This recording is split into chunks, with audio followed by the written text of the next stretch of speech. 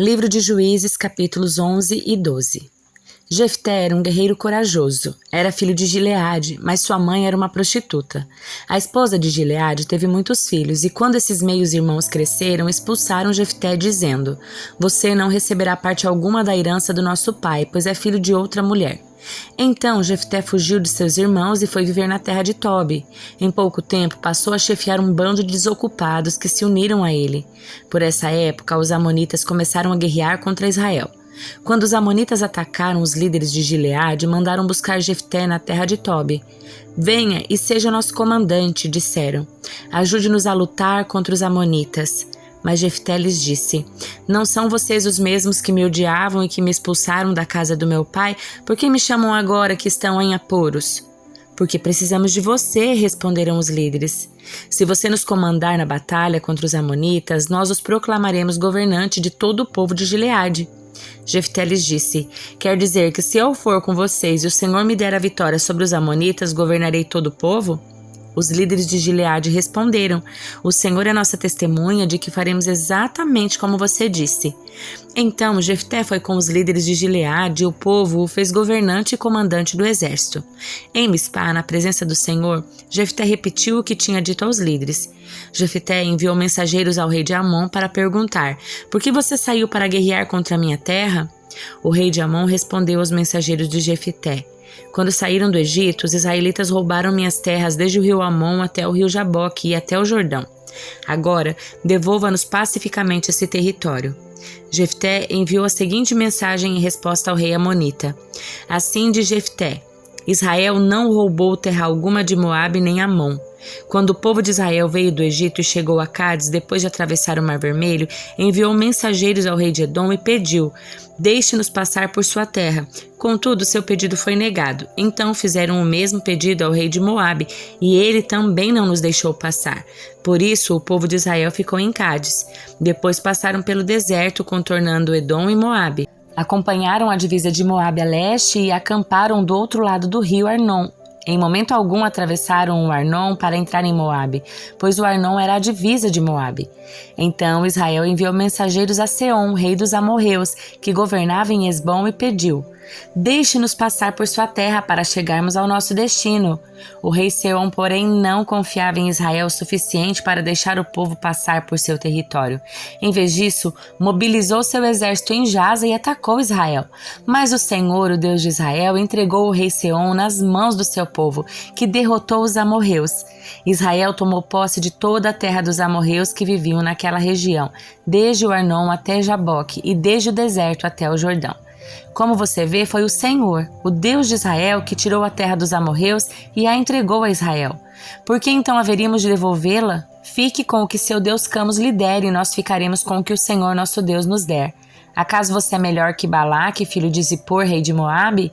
Ele tentou disputar estes territórios com Israel, entrou em guerra contra os israelitas. Israel vive aqui há 300 anos, habita em Esbom e nos povoados ao redor, até Aroer e seus povoados e todas as cidades às margens do rio Arnon.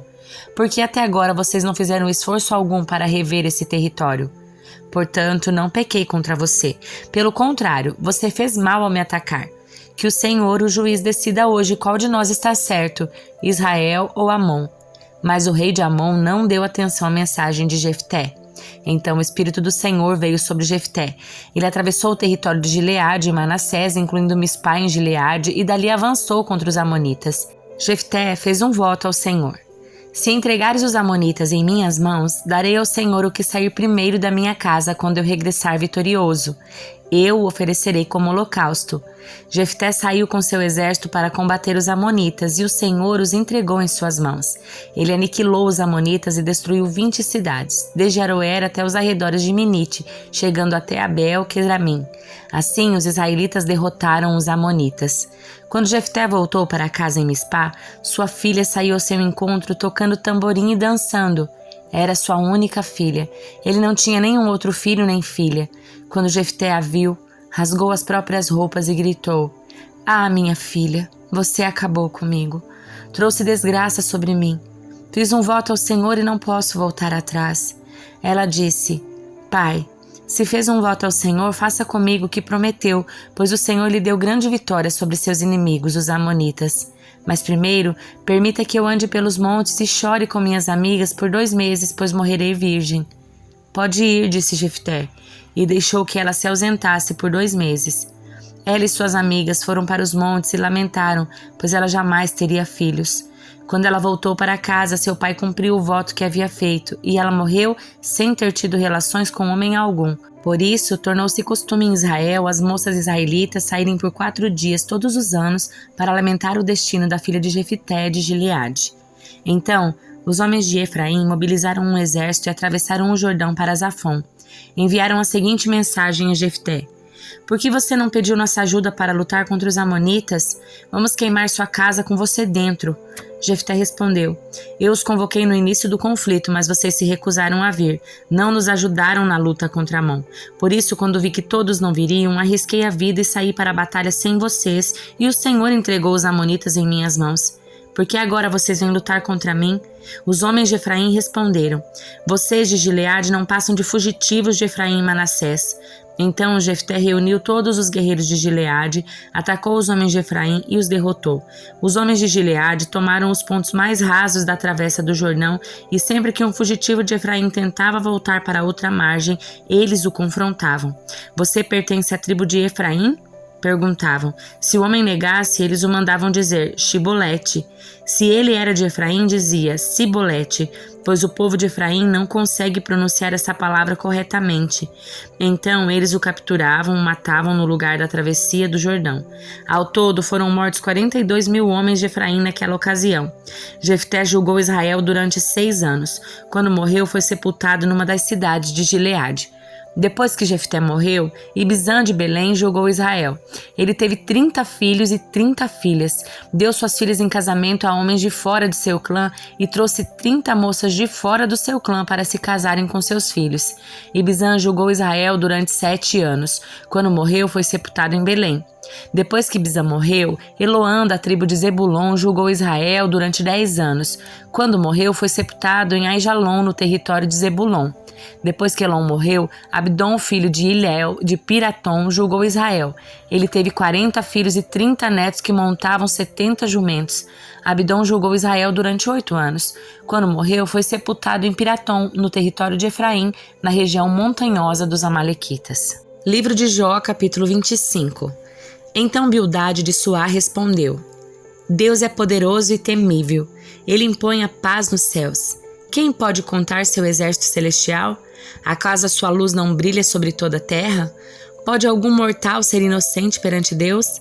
Pode alguém nascido de mulher ser puro? Deus é mais glorioso que a lua, brilha mais que as estrelas. Comparados a ele, somos larvas. Nós, mortais, não passamos de vermes. Livro de Atos, capítulo 23. Paulo olhou fixamente para o conselho dos líderes do povo e disse: Irmãos, tenho vivido diante de Deus com a consciência limpa. No mesmo instante, o sumo sacerdote Ananias ordenou aos que estavam perto de Paulo que lhe dessem um tapa na boca. Então Paulo lhe disse: Deus o ferirá, seu grande hipócrita. Que espécie de juiz é o Senhor, desrespeitando a lei ao mandar me agredir dessa forma? Os que estavam perto de Paulo lhe disseram: Você ousa insultar o sumo sacerdote de Deus? Irmãos, não sabia que ele era o sumo sacerdote, respondeu Paulo, pois as escrituras dizem: não fale mal das suas autoridades. Sabendo Paulo que alguns membros do conselho dos líderes do povo eram saduceus e outros fariseus, gritou: Irmãos, sou fariseu, como eram os meus antepassados, e estou sendo julgado por causa da minha esperança na ressurreição dos mortos. Quando Paulo disse isso, o conselho se dividiu. Fariseus contra saduceus, pois os saduceus afirmam que não há ressurreição, nem anjos, nem espíritos, mas os fariseus creem em todas essas coisas. Houve grande alvoroço. Alguns dos mestres da lei, que eram fariseus, se levantaram e começaram a discutir energicamente. Não vemos nada de errado nesse homem, gritavam. Talvez um espírito ou um anjo tenha falado a ele. A discussão ficou cada vez mais violenta e o comandante teve medo de que Paulo fosse feito em pedaços. Assim ordenou que os soldados o retirassem à força e o levassem de volta à fortaleza. Naquela noite, o Senhor apareceu a Paulo e disse: Tenha ânimo, Paulo. Assim como você testemunhou a meu respeito aqui em Jerusalém, deve fazê-lo também em Roma. Na manhã seguinte, alguns judeus se juntaram para conspirar, jurando solenemente que não comeriam nem beberiam antes de matar Paulo. A conspiração envolveu mais de 40 homens. Foram aos principais sacerdotes e aos líderes do povo e lhe disseram: juramos solenemente, sob pena de castigo divino, que não comeremos nem beberemos antes de matar Paulo. Agora peçam vocês e o conselho dos líderes do povo que o comandante traga Paulo de volta ao conselho. Finjam que os senhores desejam examinar o caso com mais detalhes. Nós o mataremos no caminho. Contudo, o sobrinho de Paulo, filho de sua irmã, soube do plano deles e foi à fortaleza contar a seu tio. Então Paulo mandou chamar um dos oficiais romanos e disse: leve este rapaz ao comandante. Ele tem algo importante para lhe contar. O oficial o levou ao comandante e explicou: o preso Paulo me chamou e pediu que eu trouxesse ao senhor este rapaz, pois ele tem algo a lhe contar. O comandante tomou o rapaz pela mão e o levou à parte. O que você quer me dizer? Perguntou. O sobrinho de Paulo respondeu: alguns judeus pedirão que o senhor apresente Paulo diante da reunião do conselho amanhã, fingindo que desejam obter mais informações. Não acredite neles. Há mais de 40 homens emboscados para matar Paulo. Juraram solenemente, sob pena de castigo divino, que não comeriam nem beberiam antes de matá-lo. Estão de prontidão, apenas esperando sua permissão. O comandante despediu o rapaz e o advertiu: não deixe ninguém saber que você me contou isso. Então o comandante chamou 2 dos seus oficiais e ordenou: preparem 200 soldados para partir a Cesareia hoje às 9 da noite. Levem também 200 lanceiros e 70 soldados a cavalo. Providenciem um cavalo para Paulo e levem-no em segurança ao governador Félix. Em seguida, escreveu a seguinte carta ao governador: de Cláudio Lísias ao excelentíssimo governador Félix, saudações. Este homem foi capturado por alguns judeus que estavam prestes a matá-lo quando cheguei com meus soldados. Ao ser informado de que ele era cidadão romano, transferi-o para um lugar seguro. Então levei-o diante do Conselho Supremo dos Judeus para investigar o motivo das acusações. Não demorei a descobrir que ele era acusado de algo relacionado à lei religiosa, sem dúvida nada que justificasse a pena de morte ou mesmo a prisão. Fui informado, porém, de uma conspiração para matá-lo e enviei-o de imediato ao Senhor. Também informei aos acusadores que devem apresentar suas denúncias diante do Senhor. Naquela noite, os soldados cumpriram as ordens que haviam recebido e levaram Paulo a Antipátride. Voltaram à fortaleza na manhã seguinte, enquanto a cavalaria prosseguiu com ele. Quando chegaram a Cesareia, apresentaram Paulo e a carta ao governador Félix. O governador leu a carta e perguntou a Paulo de que província ele era. Da Cilícia, respondeu Paulo. Ouvirei seu caso pessoalmente quando seus acusadores chegarem, disse o governador. Em seguida, ordenou que Paulo fosse mantido na prisão do palácio que Herodes havia construído.